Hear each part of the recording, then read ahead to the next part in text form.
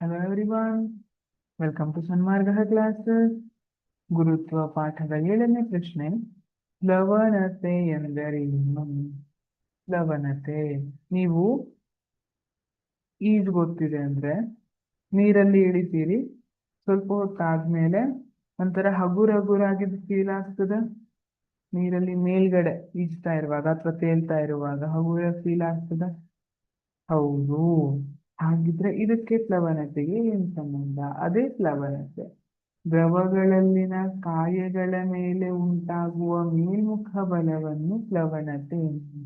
ನೀವು ದ್ರವದಲ್ಲಿ ಯಾವುದೇ ಒಂದು ವಸ್ತುವನ್ನ ಮುಳುಗಿಸಿದೀರಿ ಅಥವಾ ತೇಲ್ತಾ ಇದೆ ಅಂತ ಇಟ್ಕೊಳ್ಳಿ, ಇದರ ಮೇಲೆ ಬಲ ಅಪ್ಲೈ ಆಗ್ತಾ ಇದೆ ನೋಡಿ. ಇದನ್ನ ಏನಂತ ಕರಿತೀವಿ ನಾವು? ಲವಣತೆ ಅಂತ ಕರಿತೀವಿ.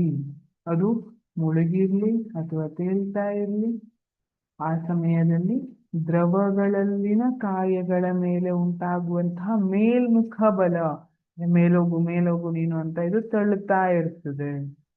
ಇದನ್ನ ಏನಂತ ಕರೀತಾರೆ? ಲವಣತೆ ಅಂತ ಕರೀತಾರೆ. Thank you.